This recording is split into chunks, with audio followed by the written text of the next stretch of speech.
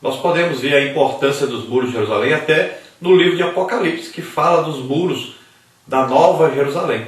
Fala das medidas, da altura, de tudo. Então é importante saber isso. Então, no estudo aí da reconstrução dos muros, da reconstrução do templo, a reconstrução da cidade de Jerusalém, nós temos aí, e os principais temas desse estudo é a restauração e a conquista. E nós temos então uma conquista a fazer, que é a conquista da mente, a conquista da vontade e a conquista das emoções.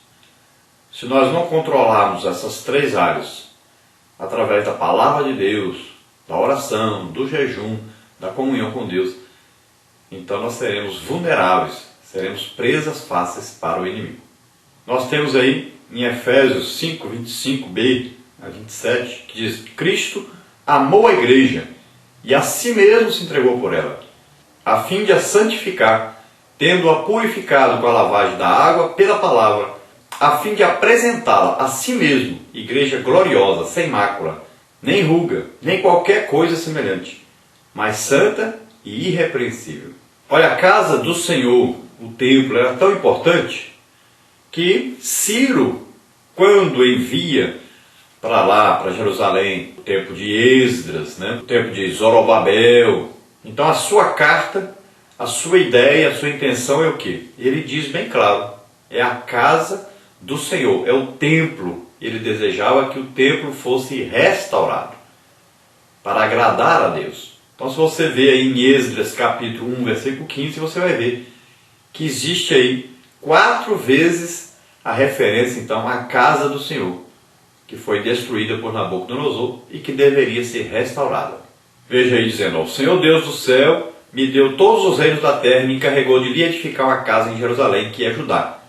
Quem há entre vós de todo o seu povo, seja seu Deus com ele, suba para Jerusalém, que é em Judá, e edifique a casa do Senhor Deus de Israel. Ele é o Deus que habita em Jerusalém. Então veja bem que primeiro tem que ser edificada a casa de Deus, o templo de Deus, a morada de Deus. Mais importante primeiro, na cidade, deveria então ser a reconstrução do templo. Foi o que eles fizeram. Primeiro, reconstruir o templo. Primeiro, chamar o quê? A presença de Deus para eles. Depois é que foram fazer o restante. Porque primeiro era preciso restaurar a casa do Senhor. Primeiro era preciso restaurar o templo de Deus. Então, primeira coisa é aceitar Jesus como Senhor e Salvador. Primeira coisa é se tornar templo do Espírito Santo, morada de Deus. Então devemos orar e estar sempre em comunhão com Deus, para que possamos vencer as nossas lutas espirituais. Então veja só, sem primeiro estar na presença de Deus, em comunhão com Deus, não conseguiremos vencer. Porque só podemos vencer com a ajuda de Deus. Então a primeira coisa que eles fizeram, reconstruir o templo. Então por isso vem primeiro o livro de Esdras, depois que é o livro de Neemias. Porque mais importante era a reconstrução do templo. Era restaurar a comunhão com Deus, é chamar a presença de Deus. Então ali no Santo dos Santos existia aqui uma arca da presença de Deus, o propiciatório, onde Deus se manifestava. Então primeiro era chamar, atrair essa presença de Deus, fazendo os sacrifícios necessários. Então voltou tudo isso a funcionar. A partir daí então é que vem Neemias para a reconstrução dos muros. Então por isso que antes vem Esdras com Zorobabel, Sesbazar, e reconstrói então a casa de Deus, o templo. Agora, depois vem então Neemias para reconstruir os muros. Assim também nós. Primeiro nós aceitamos a Jesus como Senhor e Salvador. O Espírito Santo vem morar em nós. Depois é que a nossa alma, a nossa personalidade é que vai ser transformada. Então a primeira coisa que acontece é o quê? Deixa de ter valor para nós o pecado. As coisas que nos escravizavam perdem o valor. Agora, deve haver o quê? Um esforço nosso para continuarmos na santificação. Para não deixarmos mais o pecado entrar. Então nós vamos permanecer nessa luta. com a ajuda agora do Espírito Santo. Sem a ajuda dele nós não vamos conseguir nada. Então veja só, o templo estava pronto. Agora precisava então construir os muros para proteger o templo dos inimigos. A maior riqueza era o templo. Assim também nós agora aceitamos a Jesus, somos templo de Deus, morada de Deus. Então agora nós precisamos reforçar, reconstruir os muros, ou seja, a nossa alma, o nosso corpo, as portas de entrada que podem atrapalhar a nossa comunhão com Deus e podem fazer com que esse templo seja invadido. Então nós devemos armar as nossas defesas, reconstruir a nossa personalidade. O livro de Neemias aí está cheio de ensinamentos na área de liderança, de batalha espiritual, da restauração e de vários outros aspectos da vida cristã. Nos fala até de libertação, de cura, né? De tanto cura física quanto cura interior. Então é um livro importantíssimo para nós estudarmos. Vamos ver então nessa lição de hoje, falando mais sobre essa restauração dos muros de Jerusalém. Agora, os muros sendo reconstruídos, eles têm as portas. E as portas são o quê? São lugares de entrada. Então não basta apenas reconstruir os muros, mas é preciso então reconstruir, refazer as portas para que as portas sejam entradas para coisas boas e fechadas para as coisas ruins. Elas serão abertas sempre que for alguma coisa boa, que vai edificar, que vai melhorar. E elas vão ser fechadas sempre que houver alguma coisa ruim, uma coisa de má, uma coisa que vá prejudicar a nossa comunhão com Deus. Então quem vai decidir se essas portas serão abertas ou fechadas, no nosso caso, é a alma, ela que tem o poder de decisão. Se ela estiver bem alimentada na palavra de Deus, ela vai fechar a porta para o pecado. Se ela não estiver bem alimentada na palavra de Deus, ela vai abrir a porta na hora errada para os seres errados. Então devemos manter a porta fechada, sempre em comunhão com o Espírito Santo e sempre orando, sempre lendo a palavra de Deus. Senão a porta será aberta na hora errada para os seres errados. Devemos trancar as portas para a entrada do pecado e abrir as portas para as coisas boas de Deus. Então ali tinham as torres de vigia e elas anunciavam quem é que estava tentando entrar pelas portas, quem queria entrar, quem estava batendo. Então aí fala então da nossa alma que detecta. Se nós mantivermos a nossa alma em vigia, em total vigília, né, olhando atentamente, enxergando o reino espiritual, olhando as ciladas, as astutas ciladas que Satanás lança contra nós, então nós conseguiremos detectar que é o inimigo que está batendo a porta e nós não abriremos a porta. Também na cidade havia o quê? Fontes de água. Para que eram essas fontes? Além de serem usadas para beber água, eram usadas para apagar as flechas incendiárias que o inimigo... Então na cidade também existiam o quê? Várias fontes espalhadas pela cidade. Para que serviam essas fontes?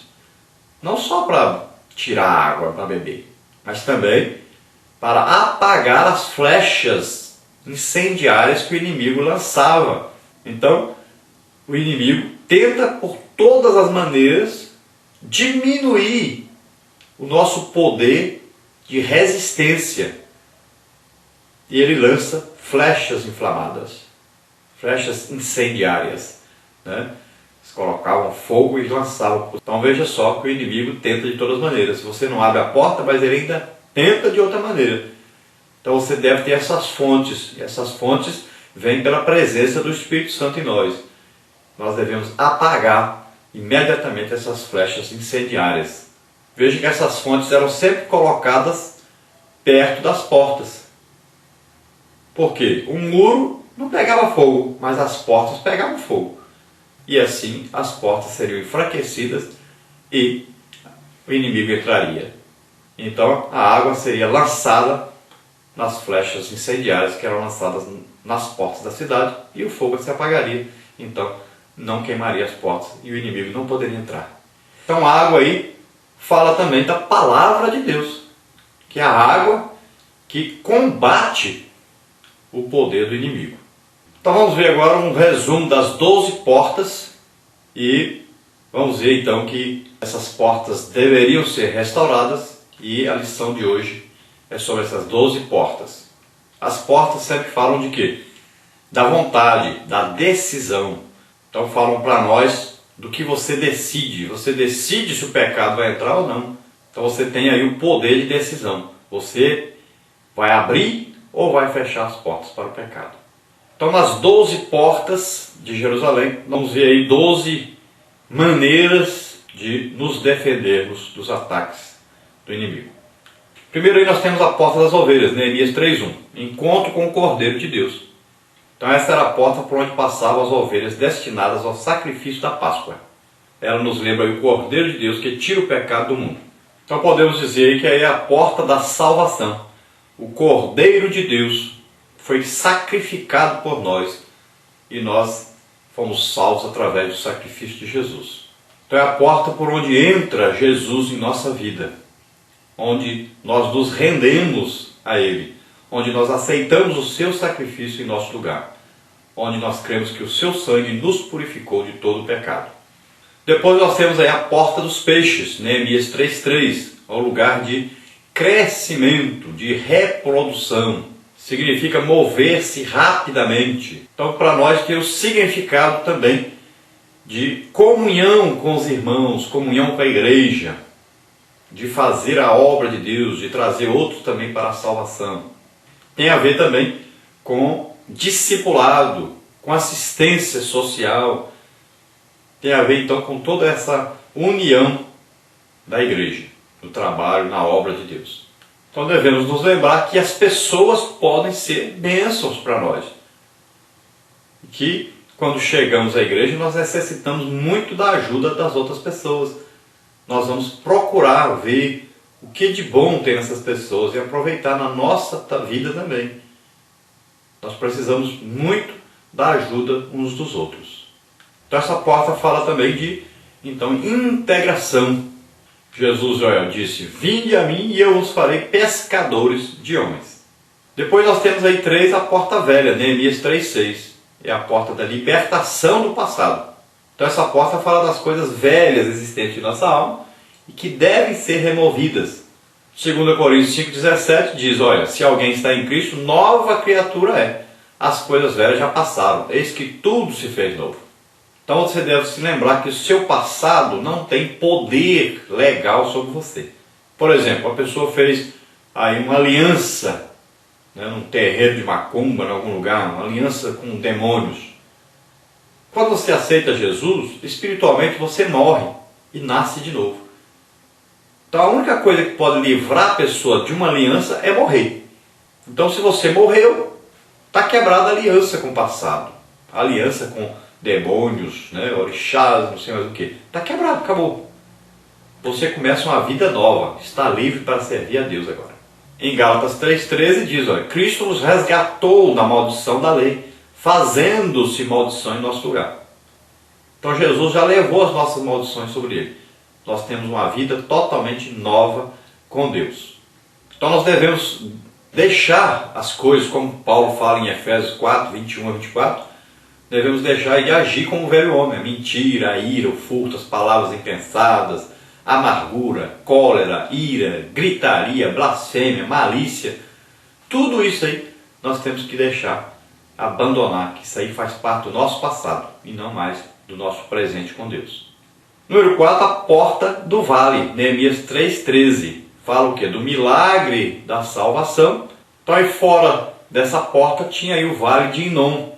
E aí nesse vale de Inom, os israelitas, em certa época, passaram então a oferecer sacrifícios ao deus Moloque.